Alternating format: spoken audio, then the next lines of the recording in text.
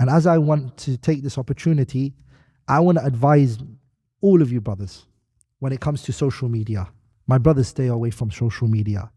If you believe in Allah and the Day of Judgment and you want to come protected, inshallah ta'ala, stay away from social media. Avoid it. A lot of brothers are on social media, on Twitter and Instagram and Facebook and all of that, and they stay away from it. Avoid it. Stay away from debates and argumentations. Al-mira wal-jadal. If you find a person, he's following up people's mistakes, sometimes you're like, where did you find this from, Habibi? It's like, yeah, I watched his video 4 years ago that he did in minute 30. He watched the whole video and the videos before that and the whole, just to find one mistake in it. Well, wallahi, you think I'm making this up? Wallahi, there are people who do that. They watch videos, they listen to people just so they can find a 2-minute mistake. Or social media has a big role in nurturing the people. And it also has قدرة كبيرة على الإقناع. Social media also has a great ability to convince the people. And social media can easily convince someone.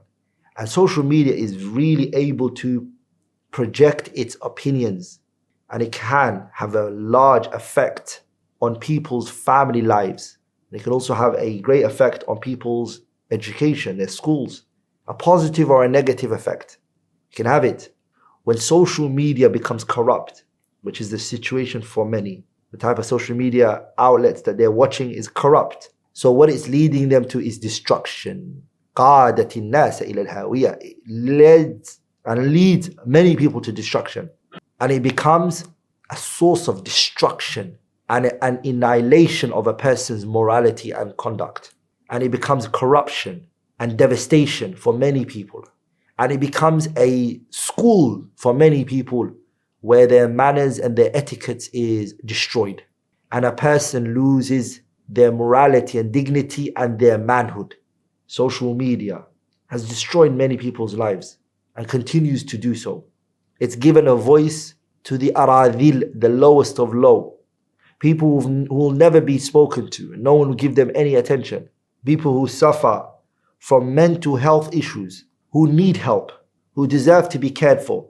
People are taking those type of people as comedy and they're laughing at them on social media. Subhanallah, many years back I remember there was a man who had illnesses, but someone made a social media outlet for him and they were recording him. And so because he's not mentally stable, he does things that, and people are commenting and they're laughing, and it was a series of comedy for him. And it was a series, episode 1, episode 2, episode 3, and social media, they were releasing it on there. Ghareeb. He needs help. They're making money from him, or whatever they're making from him, or fame, or that's what they're doing. Is that something that would have happened if social media wasn't there? Those type of people would have been cared for. They would have been in good, caring hands. But now, it's all what you can put out there. Everyone put out everything there. Privacy is gone. And what people are taking from there is low aspiration. But my brothers and sisters, remember, وَلَقَدْ خَلَقْنَا الْإِنسَانَ وَنَعْلَمُ مَا تُوَسْوِسُ بِهِ نَفْسُهُ وَنَحْنُ أَقْرَبُ إِلَيْهِ مِنْ حَبْلِ الْوَرِيدِ إِذْ يَتَلَقَّى الْمُتَلَقِّيَانِ عَنِ الْيَمِينِ وَعَنِ الشِّمَالِ قَعِيدٌ مَا يَلْفِظُ مِنْ قَوْلٍ إِلَّا لَدَيْهِ رَقِيبٌ عَتِيدٌ. Every statement that you utter is written, and it will be brought to you the Day of Judgment. وَوُضِعَ الْكِتَابُ فَتَرَى الْمُجْرِمِينَ مُشْفِقِينَ مِمَّا فِيهِ وَيَقُولُونَ يَا وَيْلَتَنَا ما لهذا الكتاب لا يغادر صغيرة ولا كبيرة إلا أحصاها ووجدوا ما عملوا حاضرا ولا يظلم ربك أحدا. Everything that you said to people, it will come and it will be shown to you. Do not be a muflis. There's a hadith of the Prophet. He said, يا معشر من آمن بلسانه ولما يدخل الإيمان في قلبي لا تغتابن المسلمين. Do not backbite the Muslims. ولا تتبع عوراتهم. Do not follow the mistakes and the shortcomings of people.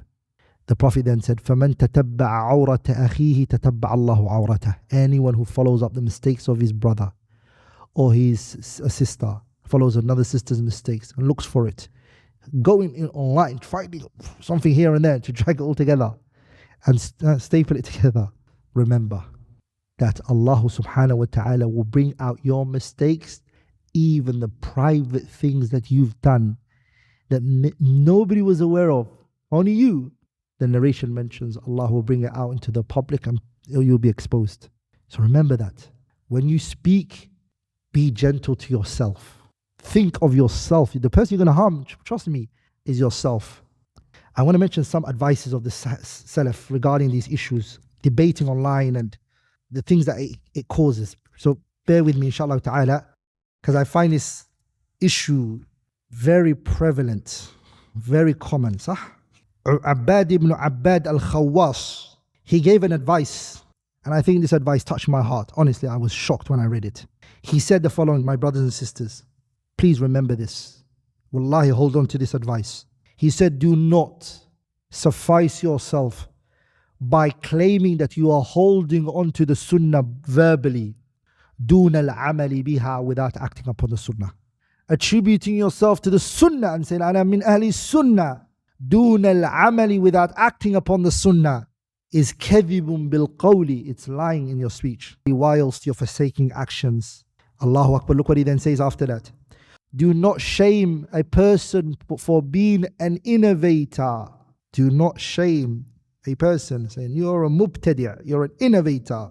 Why are you doing it? Tazayyunan, you want to adorn yourself. Because the person becoming an innovator and the people of innovation becoming corrupt is not going to increase in your righteousness. You proving this person is a very evil innovator and this person has fallen off and he's deviated is not going to increase you in righteous deeds. Allahu Akbar. It's not going to make you a min ahli taqwa. It's not actually going to increase in you being from min ahli sunnah. Remember that statement. Another statement that al-Imam ad-Darimi rahimahullah, he said, لا يجوز للرجل, it is not permissible for a person to attribute a person to innovation and say you're min ahli bid'ah, verbally or by action. Saying this person is khariji is tabdee. Saying this person is this is tabdee. And there are conditions for it.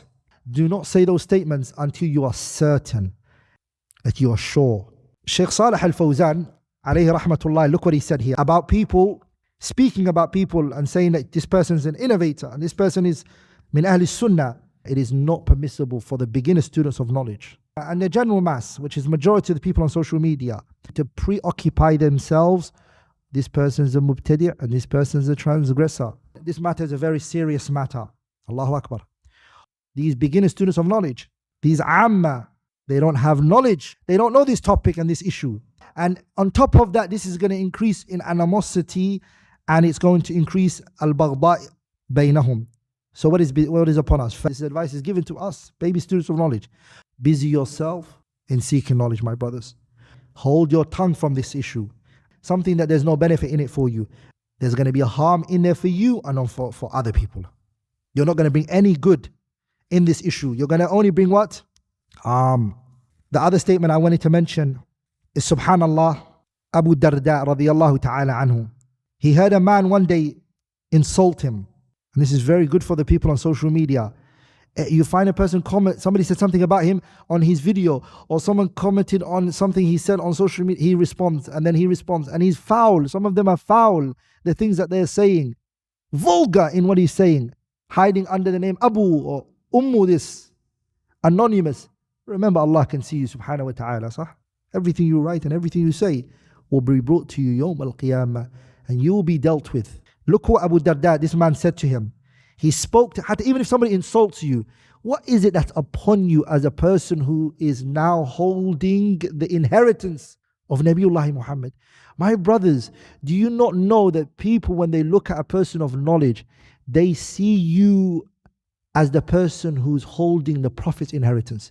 They see you as a person who's occupying the Prophet's seat. You're sitting in the Prophet's chair. You need to understand the weight on your shoulder and the way that you carry yourself when you're speaking to the rest of the people. Sah? Look what he said, Abu Darda, radiyallahu ta'ala anhu. When that person insulted him and ridiculed him and shamed him and said it, he said to him, if what you have said about me is real and it's true, may Allah forgive me for it. And if what you said about me is not true and I do not have that, then may Allah forgive you. And then look what he said. I am not going to disobey Allah in wronging you and speaking vulgar and foul with you the way that you have disobeyed Allah in speaking to me in the way that you spoke to me. Allahu Akbar. And look at that. The way you carry yourself, the way that you speak, and what you say. Look at Ibn Taymiyyah. My brothers, this man went through a lot. He even died in prison. Look what he said. I have an open heart, chest, for anyone who opposes me. Allahu Akbar. Wallahi. And these are statements, Wallahi, tarbiyatul ulama.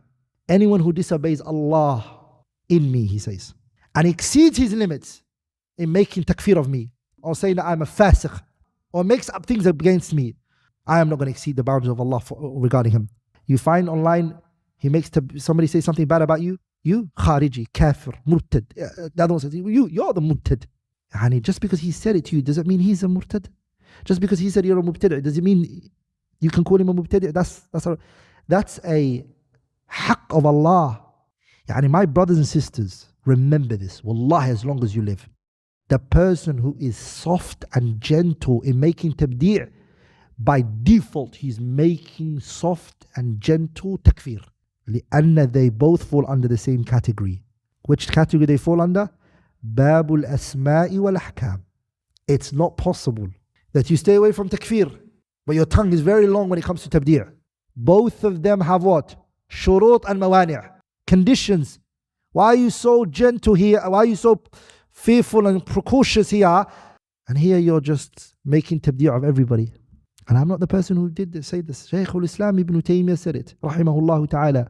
So look what Shaykh al-Islam Taymiyyah said. Anyone who disobeys Allah and exceeds his limits and makes takfeer of me and makes takfeer, I'm not going to disobey Allah in him.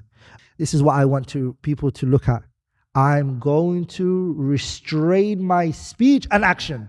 Is that what we find online? Billahi alaykum, is that what we find a lot of Muslims doing online? Inna lillahi wa inna ilayhi raji'un. This is hisab yawm al-qiyamah. Ibn Taymiyyah said, I'm going to hold of what I say and what I do. And I'm going to scale it on a scale of justice. And I'm going to base it all based on Allah's word, subhanahu wa ta'ala, and the messenger. That's what's going to govern me, not my emotions. This is ajib. Another thing, my brothers and sisters, is there's no husnul dhann. Somebody said something. Did he mean that? Did he intend that? There's nothing. No husnul dhann for this individual. Maymun ibn Mihran said, there is not a statement that has reached me regarding a particular person, except he said, I wish that there is a reason. That's what I'm holding on to. If he says to me, Lam aqul, I never said it, I never want any evidence for him. It is more beloved to me, look what he said, than 80 witnesses testifying that he did say it. I did not say that. It's more beloved to me than 80 witnesses. Maymun ibn Mihran said this. These statements, my brothers and sisters, are what is missing from us. I'm going to conclude with this last final point, and that is, anyone, if you ever find anybody who's following up people's mistakes, every week he's out and he's responding to another person, this person did this, I need to correct him. Remember this and hold on to this, my brothers and sisters. Bakr ibn Abdullah al-Muzaniyu, rahimahullah, he says, if you find a person, he's following up people's mistakes, sometimes you're like, where did you find this from, Habibi? It's like, I watched his video 4 years ago that he did in minute 30. He watched the whole video and the videos before that and the whole, just to find one mistake in it. Well, wallahi, you think I'm making this up? Wallahi, there are people who do that. They watch videos, they listen to people just so they can find a 2-minute mistake. Wallahi, every single one of us is a aib walking. We are fault that's walking. I don't understand. When I look at other people, I honestly look at myself and I say to myself, Abdulrahman, wallahi, say alhamdulillah, Allah is concealing your mistakes. Say alhamdulillah, Allah is hiding what you're really like. Anyone who follows up the mistakes of the people and forgets his own, فَعْلَمُوا أَنَّهُ قَدْ مُكِّرَ بِهِ, remember that person is deceived. Fudayl ibn Iyad said, anyone who wants leadership, remember this, he wants to be known, he wants to come out, he wants a position, he wants to be known, he wants riyasa, power, leadership. The first trait Fudayl ibn Iyad said he comes with is what?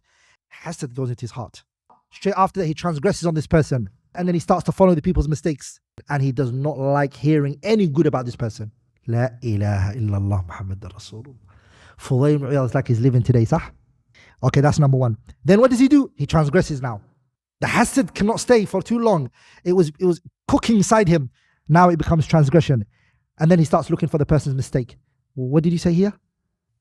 What about here? He follows up the person's mistakes. And he actually does not like the person to be mentioned with any good. It hurts him to find a person is doing good. And wallahi, the truth of the matter is, this deen, and I said this before, it needs a lot of people to work for it. Trust me, one thing I can tell you is this deen, the doors for it is so much, there is no reason for us to feel like it's crowded. Every single person who's called into the path of Allah with knowledge, with righteous actions, with salamatul mu'taqad, wallahi, it brings happiness and joy to every single person who's on that path. The Salaf, they used to say, if you hear a person who's calling to the Sunnah, who is propagating knowledge, who's acting, he's holding himself the way that the person of knowledge should hold himself. If you hear of that person, what do? Send to him a salam. My salam to you is, may Allah increase you in good and khair. I ask Allah subhanahu wa ta'ala that He forgives us for anything I've said or any mistakes that came from me. سبحانك اللهم وبحمدك أشهد أن لا إله إلا أنت أستغفرك وأتوب إليك.